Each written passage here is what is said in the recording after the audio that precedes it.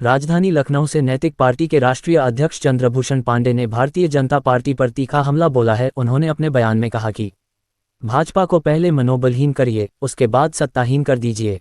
चंद्रभूषण पांडे ने आरोप लगाया कि वर्तमान सरकार जनता के मुद्दों से भटक चुकी है और लोकतांत्रिक मूल्यों को कमजोर किया जा रहा है। उन्होंने कार्यकर्ताओं और जनता से अपील करते हुए कहा कि अब समय आ गया है कि लोकतंत्र को मजबूत करने के लिए एकजुट होकर भाजपा के खिलाफ संघर्ष किया जाए। उन्होंने ये भी कहा कि नैतिक पार्टी देश और प्रदेश में वैकल्पिक राजनीति को मजबूत करने के लिए प्रतिबद्ध है और आने वाले समय में जनता के समर्थन से बड़ा बदलाव होगा। उस ब्राह्मण को आप ये कह रहे हैं सब ये तो विदेशी है, जाए भारत से बाहर, भारत छोड़ो, और आप सह भी रहे हैं, आप मुस्कुरा के छोड़ देते हैं उसको। कड़क को जिसने बचा के रखा है इस देश को, ब्राह्मण जिस दिन नहीं रहेंगे, इस देश की वसुंधरा जिसको हम कहते हैं उसका अता पता नहीं रहेगा। चाहे ज्ञान से, चाहे विज्ञान से, चाहे यज्ञ से, चाहे शुद्ध भावना से, चाहे पूजा से, पाठ से, इस सारे लोगों को जो शांत कर रखा है किसी ने, तो मात्र ब्राह्मणों ने इसको शांत कर रखा।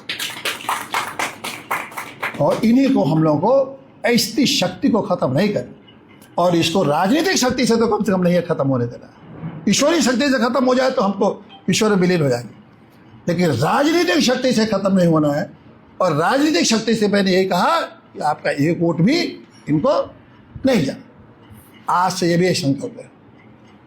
आप घर, आपके पास, सबके पास मोबाइल है, अगर आप बीजेपी के किसी भी नेता को फॉलो करते हैं उसको तत्काल अनफॉलो करिए, चाहे फेसबुक हो, चाहे ट्विटर हो, चाहे वो यूट्यूब, अनफॉलो करिए।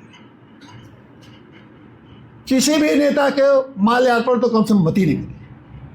भाजपा की किसी भी उनके सभा में मत जाइए, किसी भी मीटिंग में मत जाइए,